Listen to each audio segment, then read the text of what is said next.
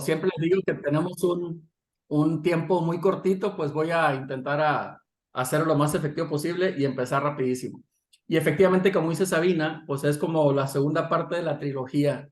Y como toda trilogía, pues puedes tomar cualquier capítulo y no te va a afectar ni el anterior ni el posterior. Sin embargo, hay un hilo conductor entre los tres. Si tuviste la oportunidad de hacerme el favor de acompañarnos el lunes pasado, pues vamos a conectar ese tema con el tema del día de hoy. Y el tema del lunes pasado, pues fue la comunicación consciente, el valor de las palabras, el uso correcto de las palabras. Y como comentamos, las palabras pues generan una emoción que eso te lleva a una acción. Así que en este tema de trabajar, de planear y ejecutar solo en equipo, pues va un poco conectado. Voy a iniciar este tema con una breve historia de Tomás Alva Edison. No sé si alguien la conoce, pero si no, aquí se las voy a mencionar muy brevemente porque conecta perfectamente, es una historia de vida que conecta perfectamente el tema del lunes pasado con este tema. Tomás Alva Edison nació en 1847 en la ciudad de Ohio. Sus papás, Nancy y Samuel, Nancy una mujer muy culta, muy educada, al igual que Samuel, el papá de Tomás, tuvieron 7 hijos. Tomás fue el más chico de todos. Ellos vivían en Ohio. Cuando Tomás cumple 7 años, toda la familia se muda de Ohio a Michigan. Y ahí entra a la primaria Tomás cuando tenía 8 años de edad. Sin embargo, duró no más de 3 meses en la primaria. Creo que incluso duró un poco menos de 3 meses en la primaria. Cuando tenía ese tiempo en la primaria, la maestra de Tomás le escribe una nota a la mamá y le dice a Tomás, por favor, que nadie lea esta nota, dásela exclusivamente a tu mamá. Nadie más la puede leer. Muy bien. Se va Tomás a su casa y cuando llega, pues le da la nota a su mamá, quien la lee detenidamente y mientras la leía voltea a ver a Tomás y luego volvía a leer la nota. Cuando termina de leer la nota, Nancy no pudo evitar el llanto y se suelta a llorar como Magdalena inconsolablemente. Tomás, pues desconcertado, le pregunta, ¿qué te pasa, mamá? ¿Por qué lloras tanto? Y su mamá, muy emocionada, voltea con Tomás y le dice, hijo, es que no puedo creer lo que estoy leyendo. Dice tu maestra que tienes una mente brillante, que eres excepcional, que eres único y que ellos no están capacitados para atenderte, no están capacitados para educarte, que eres algo excepcional, hijo. Tienes una mente brillante. Así que, pues no te puedo mandar a la primaria más. Y se va Tomás en la noche que llega Samuel, su esposo, pues le platica lo que pasó, lo de la nota. Y esa noche Nancy y Tomás discuten qué van a hacer con Tomás porque ya no lo pueden mandar a la escuela. Toda esa noche se encargan de tratar de planear qué van a hacer con la educación de Tomás. Y esa misma noche toman una decisión y al día siguiente Nancy se la comunica a Tomás y le dice, Tomás, al tener tú una mente tan brillante, ser tan excepcional y distinto a los demás, te vamos a educar desde casa. Y entonces entre Samuel y Nancy deciden educar a Tomás en casa. Mayormente o la mayor responsabilidad la tenía Nancy, pues era quien estaba en casa y Samuel se iba siempre a trabajar, pero fue una decisión que tomaron en conjunto y planearon en conjunto para un objetivo en específico que era la educación de Tomás. Así que a la mañana siguiente Nancy empezó a educar a Tomás desde casa. Y la educación consistía no solamente en enseñarle a leer y escribir, sino que empezaba incluso con las labores domésticas de casa. Así que Thomas se levantaba junto con Nancy y empezaba a entender las labores domésticas de casa. Cuando estas terminaban, Nancy le empezó a enseñar a escribir, a leer y a escribir a Thomas. Así que para los 9 años ya Thomas leía por sí solo y le encantaba leer, pues era una familia culta, tenían muchos libros, así que devoraba libros Thomas. Cada vez que terminaba Thomas de leer un libro, Samuel lo incentivaba, su papá lo incentivaba con 20 centavos. Cada vez que terminaba de leer un libro, le daba 20 centavos a Thomas. Así que Thomas, pues con mayor razón, se devoraba libros.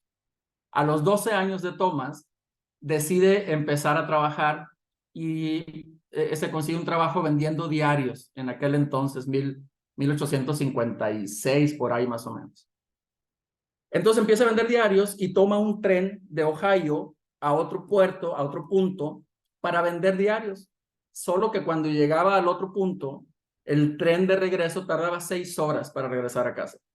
Así que Thomas aprovechaba ese tiempo para irse a la biblioteca de ese punto, a seguir leyendo, y leía libros de todo tipo, de cultura, pero los que más le llamaban la atención eran los libros de ciencia, a los que devoraba. Así que a los 13, 14 años Tomás empezaba a hacer como pequeños inventos basados en los libros de ciencia que leía. Y así pasa el tiempo, pues ya todos conocemos a grosso modo las grandes contribuciones de Thomas Alva Edison, ¿no? Pues es al que se le atribuye el invento de la luz eléctrica, los sonidos a larga distancia, la comunicación a larga distancia, etcétera. En total, Thomas registró 1093 inventos en toda su vida. Así que a los 24, pasa el tiempo y a los 24 años de Thomas muere Nancy, muere su mamá. Entre él y su hermano estaban limpiando su habitación. Esto lo cuenta, incluso lo pueden checar por ahí en línea, y palabras más, palabras menos, se cuenta en la historia que estaba con su hermano acomodando las cosas de su mamá que acababa de fallecer.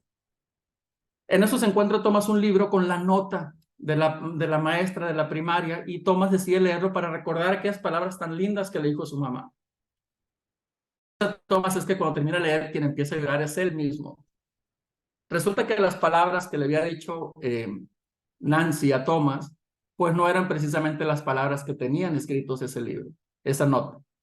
Las palabras decían: nosotros no podemos ayudarlo. Thomas está incapacitado mentalmente para recibir educación.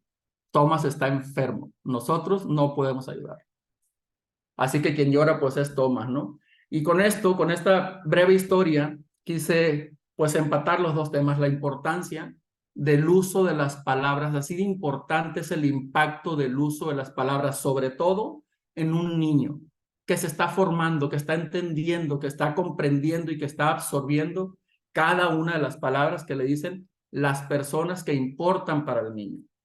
Pero eso, si yo lo traslado al trabajo, es exactamente lo mismo. La importancia del uso correcto de las palabras. Les recuerdo y lo repito porque me parece muy importante: las palabras generan emoción en las personas que la escuchan, y esa emoción nos lleva a tomar una acción.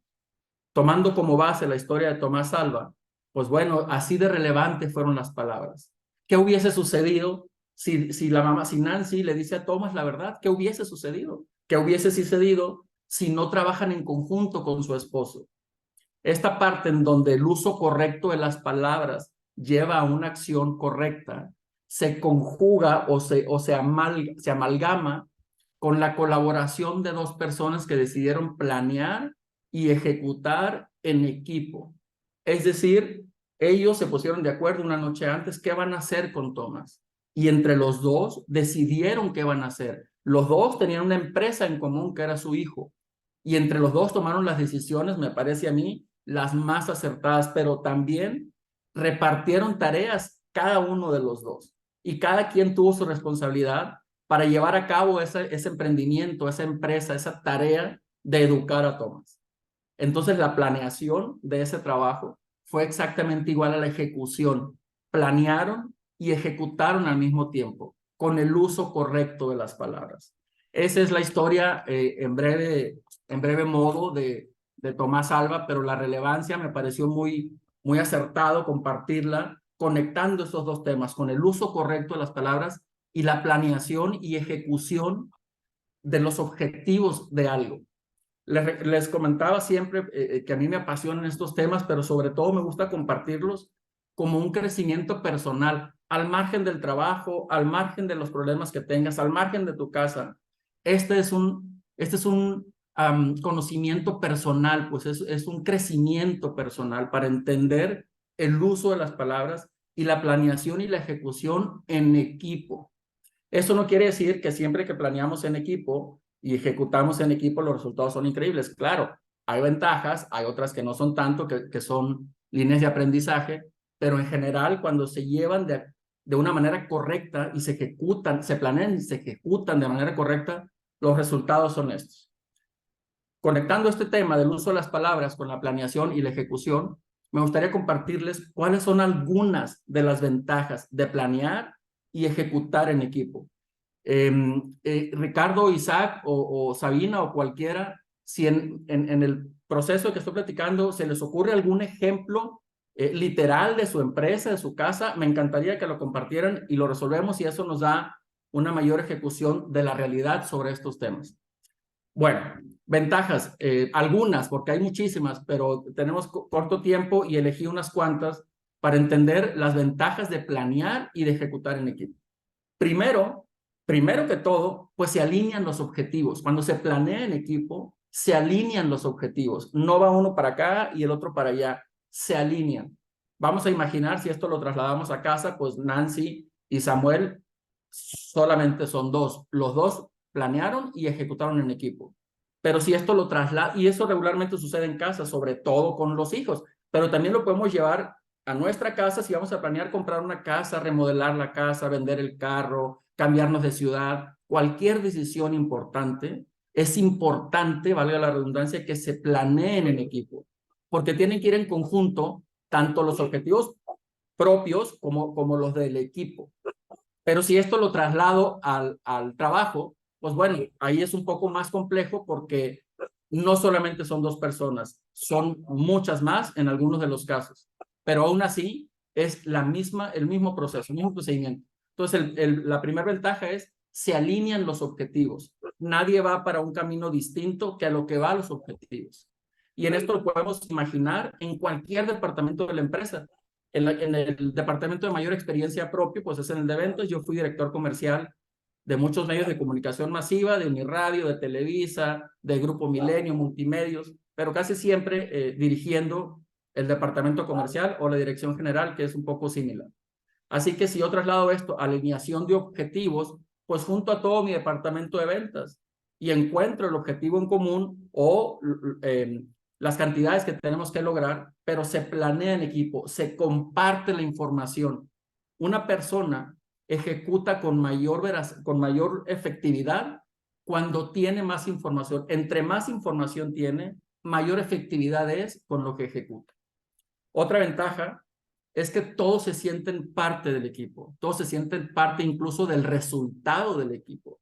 Todos están involucrados cuando se ejecuta de manera correcta, se planea y se ejecuta de manera correcta. Todos están involucrados, así que todos se sienten parte del resultado y eso hace que abonen al resultado. Nadie quiere perder.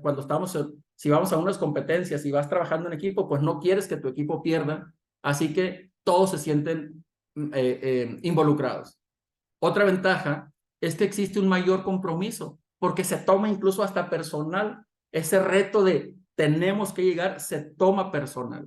Cuando lo hago en el trabajo, cuando lo hago en la casa, pues evidentemente es personal.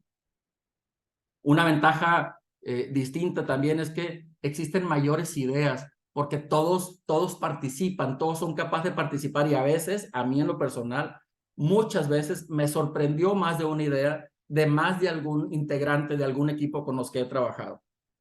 A veces, por tiempo o por lo que tú quieras, subestimamos un poco la capacidad de uno o más elementos del equipo de trabajo.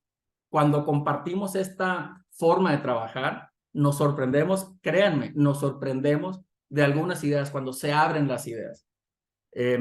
Existe también una amplia comunicación o existe mayor comunicación cuando se trabaja en equipo y cuando se trabaja de manera correcta, pues, es decir, cuando se ejecuta de manera adecuada, existe una mayor comunicación entre el equipo. Eso quiere decir que si alguien tiene algún problemilla por ahí, pues se siente apoyado o puede apoyar a parte del equipo, recordando que todos somos parte del resultado.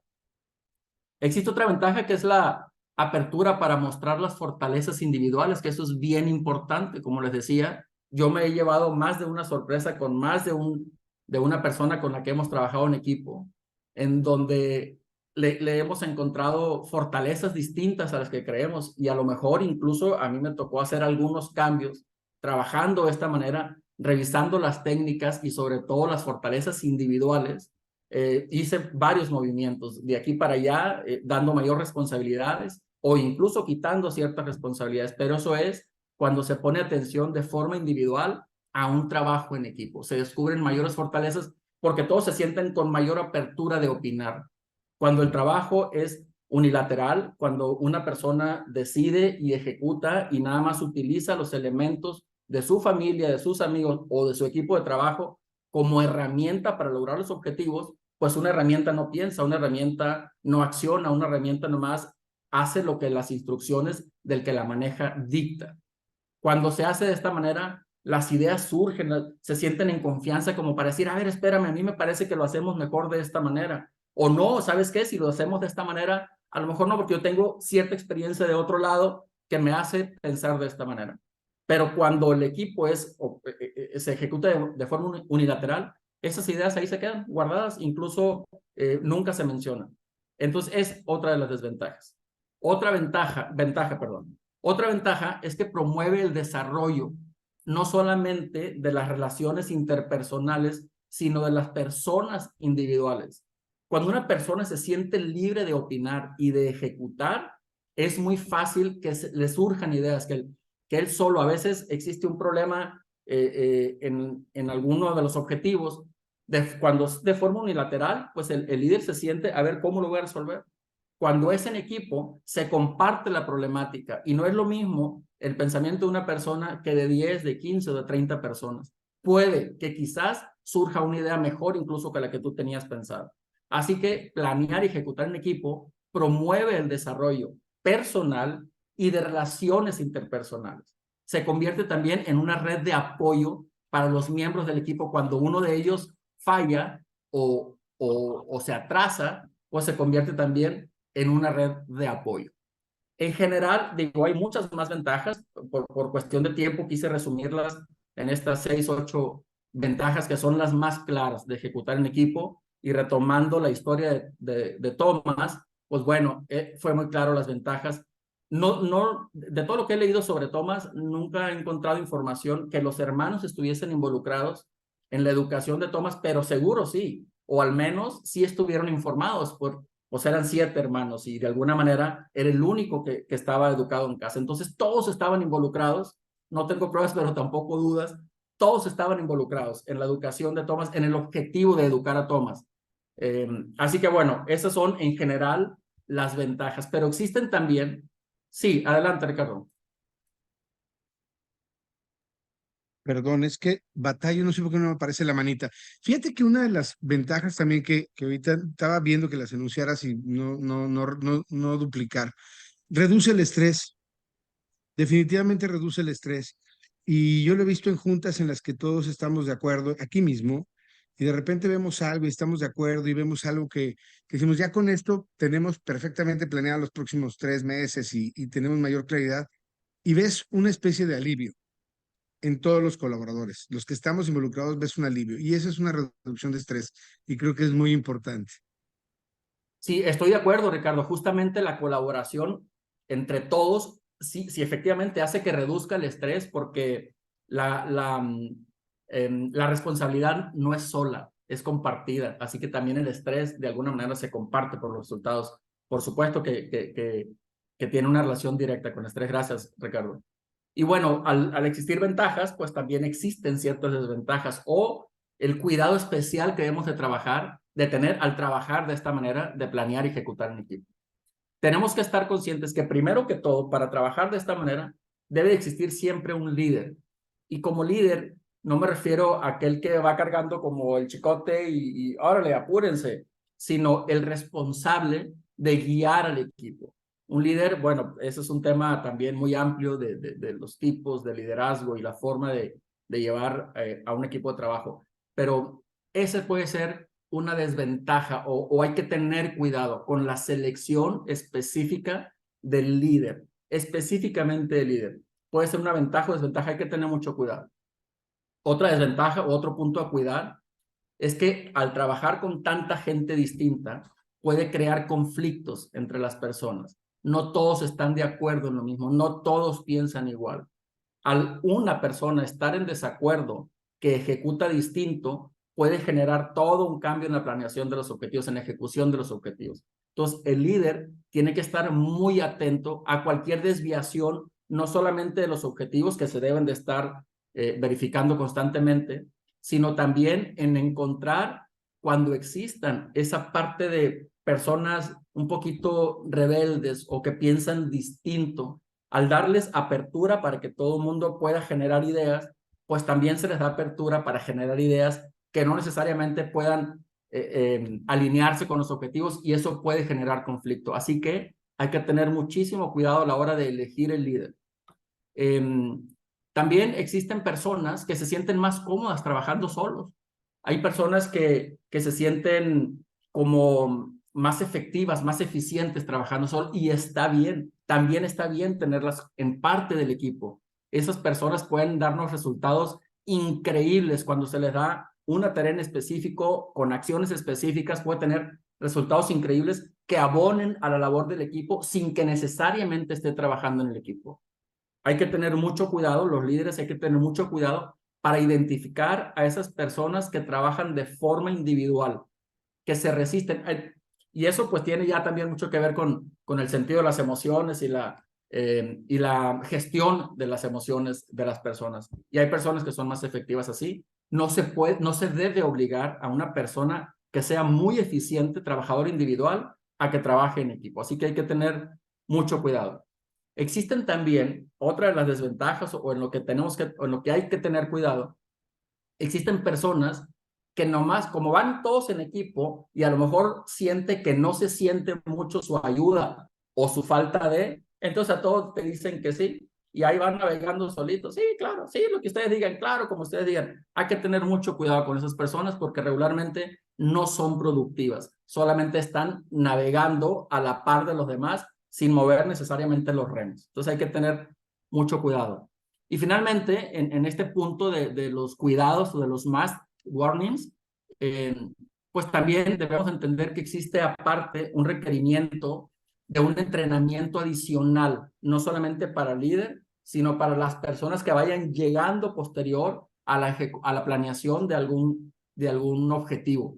Entonces, durante el proceso que vamos caminando para cumplir los objetivos, se baja alguien y se sube otro, ese es uno de los warnings, ese es uno de los cuidados que debemos de tener, que esta persona que llegue esté entrenada, que esté capacitada, que esté también alineada a los objetivos. Entonces, existe como una forma de requerimiento adicional a lo que ya se usa regularmente. Eso es más o menos un poco, existen más, por supuesto, pero en general esas son, me parece, de las más relevantes. Ahora, para tratar de finalizar un poco con esta charla, ¿qué es lo que se debe hacer o cómo debemos hacerlo o cómo propongo que se deba hacer? Primero, les repito, todo equipo necesita un líder. Y para mí, esa es una de las partes más importantes en la ejecución de los objetivos. Un líder que regularmente, pues los líderes que funcionan son los líderes empáticos. Este líder debe ser empático para entender cuando una persona prefiere trabajar de forma individual, pero que tiene resultados. Debe estar capacitado también para poder empatizar con cada uno de los miembros del equipo. La elección del líder es una de las tareas más importantes para poder cumplir con los objetivos que se hayan establecido. Si este tema lo llevo yo a la casa, igual. Ya, puedo molestar, sí, puede meterle en las nochecitos.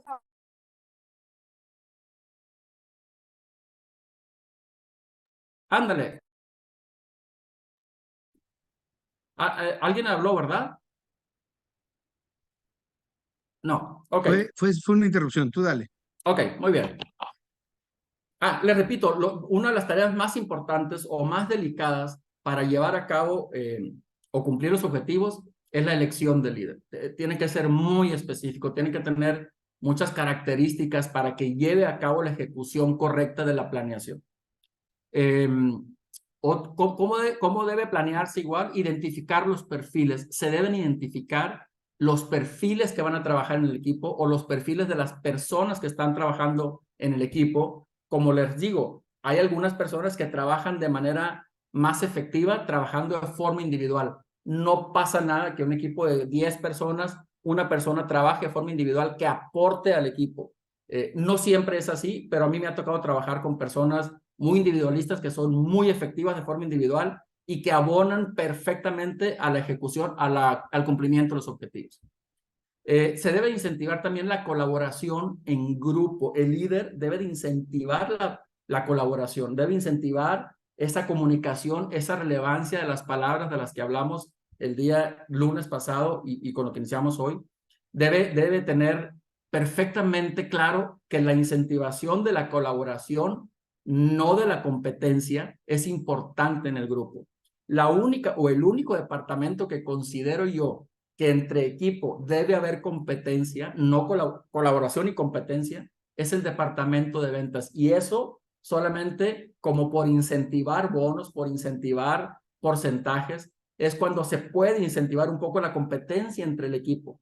Cuando no es de ventas, cuando es un departamento de administración o de proyectos o cualquier otro departamento, no se debe incentivar la competencia en el grupo, sino la colaboración del grupo. Repito, excepto el departamento de ventas, en donde el primer lugar va a tener cierto bono, el que cumpla las metas de arriba del 100%, bla, bla, bla, y ahí puede generar un poco de competencia sana dentro del equipo. Y finalmente, como una de las recomendaciones que hago yo siempre, siempre, siempre, cuando se trata de trabajar en equipo, sobre todo al líder, es encarar los problemas. Se tiene que hacer frente a los problemas. No se puede como esconder poquito, como no. Literalmente, vamos enfrentando este problema. Es importantísimo. Algunos líderes intentan cubrir un problema para que no lo vayan a descubrir o para que no le vayan a regañar o a hacer cualquier cosa que vaya en contra de lo que él cree. Entonces, esconden. No, se debe de encarar siempre los problemas, recordando, haciendo siempre el uso correcto de las palabras.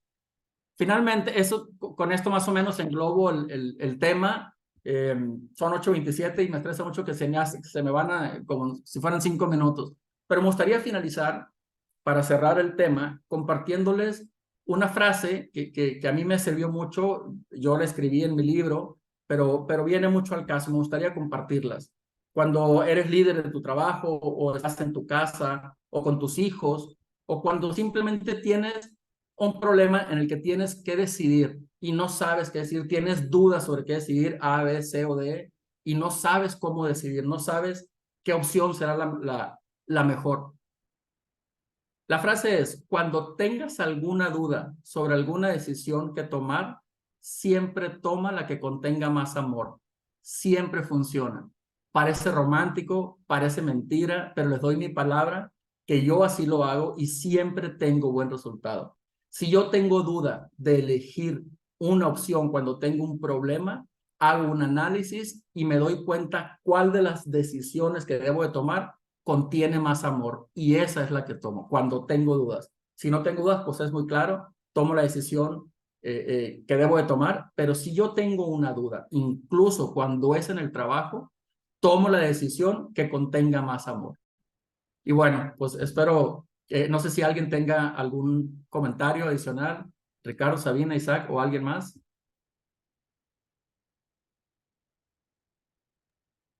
No, yo creo que estuvo muy completo y muy acertado todo lo que comentaste, Leo. Muchísimas gracias.